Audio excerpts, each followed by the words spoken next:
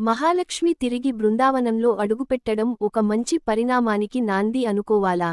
లేక రాబోయే ఒక పెద్ద ఉపద్రవానికి సంకేతమా? ఎందుకంటే, పొదరిల్లు సీరియల్ తదుపరి భాగంలో ఊహించని ఒక భారీ విస్ఫోటనం జరగబోతోంది. ఇది ఆ కుటుంబ పునాదులను సైతం కదిలించివేస్తుంది. నిన్నటి ఎపిసోడ్లో మనం చూసినట్లయితే, మహాలక్ష్మి సడన్గా ఎంట్రీ ఇవ్వడంతో ఆ వీధిలో ఉంటూ ఎప్పుడూ దెప్పిపొడిచే ఆ మహిళ నోరు పూర్తిగా మూతపడింది. పాత సంఘటనలను సాకుగా చూపిస్తూ ఆ ఇంటి పరువు తీయాలని ఆమె చూస్తున్న తరుణంలో, మహా హారతి పళ్ళెంతో వచ్చి తమ వంశ గౌరవం ఇంకా తగ్గలేదని చాటి చెప్పింది. అయితే, అసలు డ్రామా అక్కడే స్టార్ట్ అయింది. నిరంతరం తన లోకంలోనే విహరించే చక్రి, మహా రాకను కేవలం తన మనోభ్రమగా భావించాడు.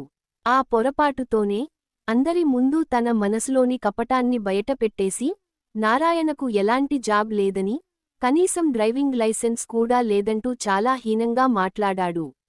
తీరా ఎదురుగా ఉన్నది భ్రమ కాదు, నిజంగానే మహా వచ్చిందని గ్రహించేసరికి అతడి గుండె ఆగినంత పనైంది. మహా సైతం అతనికి గట్టిగానే వార్నింగ్ ఇచ్చింది.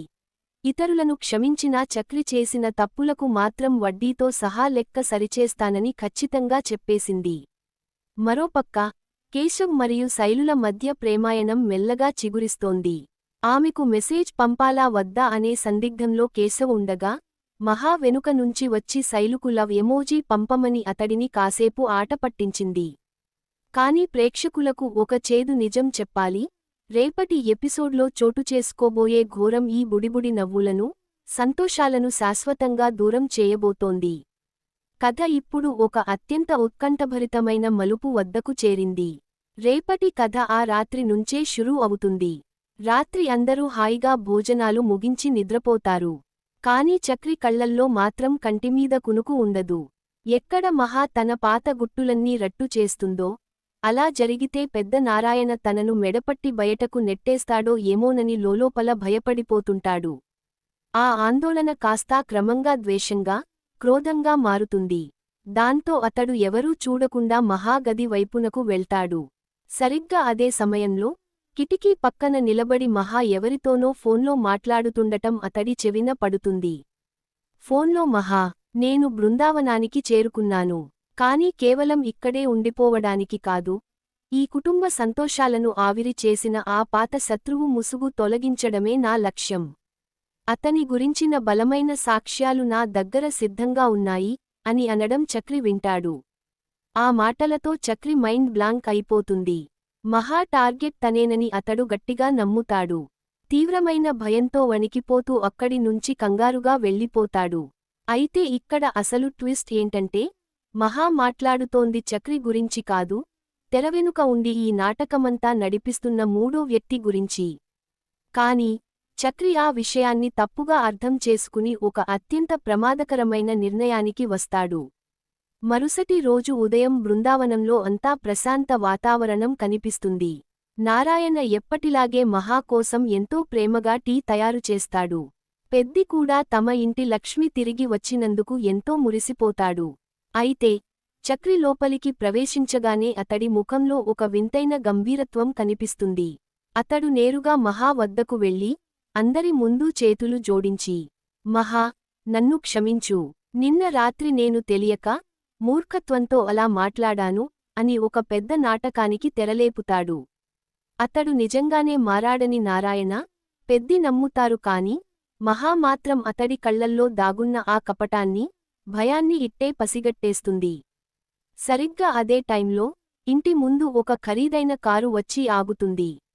అందులోంచి శైలు తల్లి తీవ్రమైన కోపంతో దిగుతుంది. ఇంట్లోకి అడుగుపెడుతూనే ఆమె గట్టిగా కేకలు వేస్తూ, శైలు, పద ఇక్కడి నుంచి.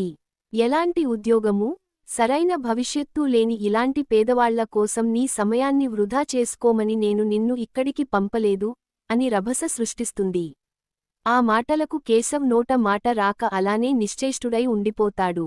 నిన్ననే శైలుపై అతడు పెట్టుకున్న ఆశలన్నీ ఒక్కసారిగా అడియాసలవుతాయి.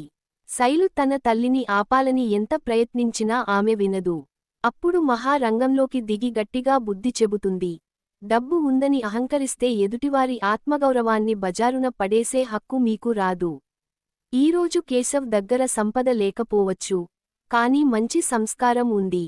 రోజులు ఎప్పుడూ ఒకేలా ఉండవు, సమయం మారడానికి ఎంతో సేపు పట్టదు అని దీటుగా జవాబిస్తుంది. దీనికి శైలు తల్లి మరింత రెచ్చిపోయి, అయితే నేను ఒక సవాల్ విసురుతున్నాను.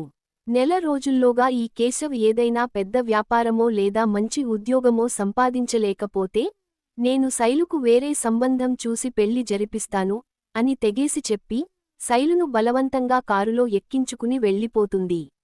ఇంట్లో అందరూ ఆ వేదనలో మునిగి ఉంటే ఇంట్లోనే ఉన్న విభీషణుడు చక్రి మాత్రం ఈ విపత్కర పరిస్థితిని తనకు అనుకూలంగా మార్చుకోవాలని చూస్తాడు.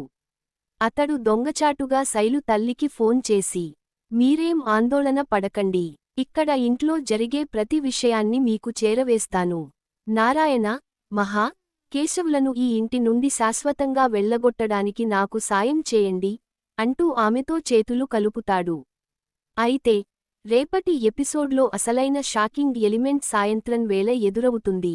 పెద్ది, నారాయణ, కేశవ్ ఏదో పని మీద బయటకు వెళ్ళినప్పుడు ఇంట్లో మహా ఒక్కటే ఒంటరిగా ఉంటుంది. ఇదే సరైన సమయమని భావించిన చక్రి మహా గదిలోకి చొరబడి ఆమె సూట్కేస్ను దొంగిలించడానికి ప్రయత్నిస్తాడు. కాని సరిగ్గా అదే క్షణంలో ఇంట్లో పవర్ కట్ అవుతుంది. మళ్లీ లైట్లు రాగానే ఎదురుగా మహా నిలబడి ఉండటం చూసి చక్రి దేవుడు చూసినట్టు చూస్తాడు. ఆమె చేతిలో ఒక పాత డైరీ ఉంటుంది. మహా వ్యంగ్యంగా నవ్వుతూ, చక్రి, నా సూట్ కేస్ కాజేస్తే సాక్ష్యాలు పోతాయనుకున్నావా? అసలు నిజాలన్నీ ఈ డైరీలోనే ఉన్నాయి. నువ్వు చేసిన మోసాల చిట్టా అంతా ఇందులో దాగుంది అని చూపిస్తుంది. ఆ మాటలతో కోపంతో ఊగిపోయిన చక్రి ఇక లాభం లేదని మహా గొంతు నులిమి చంపడానికి ముందుకు ఉరుకుతాడు. కాని అంతలోనే వెనుక నుండి చక్రీ అంటూ ఒక సింహగర్జన వినిపిస్తుంది. భయంతో వెనక్కి తిరిగి చూసేసరికి అక్కడ పెద్ది, నారాయణ, కేశవ్ నిలబడి ఉంటారు. నారాయణ తీవ్ర ఆగ్రహంతో ముందుకు వచ్చి చక్రి చెంప పగలగొడతాడు. పెద్ది సైతం, నిన్ను కేవలం బాధ్యత లేనివాడివి అనుకున్నాం, కాని ఇంట్లోనే ఉంటూ వెన్నుపోటు పొడిచే పామువని ఊహించలేకపోయాం అని అసహించుకుంటాడు. కాని కథ ఇక్కడితో ముగిసిపోదు. అసలైన మైండ్ బ్లోయింగ్ క్లిఫ్ హ్యాంగర్ ఇప్పుడే రాబోతోంది. చక్రి ఆ దెబ్బలకు అస్సలు తగ్గకుండా పిచ్చిగా నవ్వుతూ, నన్ను కొట్టండి, ఎంతైనా కొట్టండి, కాని నన్ను ఈ ఇంటి నుండి బయటకు పంపే హక్కు మీకు లేదు. ఎందుకంటే ఈ ఇల్లు ఇకపై మీది కాదు, నాది. నారాయణ సంతకం చేసిన ఆస్తి పత్రాలు నా దగ్గర ఉన్నాయి. ఈ బృందావనానికి కొత్త యజమానిని నేనే అంటూ ఒక పెద్ద బాంబు పేలుస్తాడు. ఆ మాట వినగానే నారాయణ ఒక్కసారిగా నిర్ఘాంతపోతాడు. పెద్ది ఆ ఘోరమైన నిజాన్ని తట్టుకోలేక గుండెపోటుతో అక్కడికక్కడే కుప్పకూలిపోతాడు. కేశవ్, నారాయణ ఆందోళనగా ఆయన వైపు పరిగెడుతుండగా మహా, చక్రి ఒకరినొకరు నిప్పులు చెరిగే చూపులతో చూసుకుంటారు. ఈ పెను తుఫానుతో రేపటి ఎపిసోడ్ ముగుస్తుంది. మరి మహా ఈ తీరని విపత్తు నుండి తమ బృందావనాన్ని ఎలా కాపాడుకుంటుందో వేచి చూడాలి.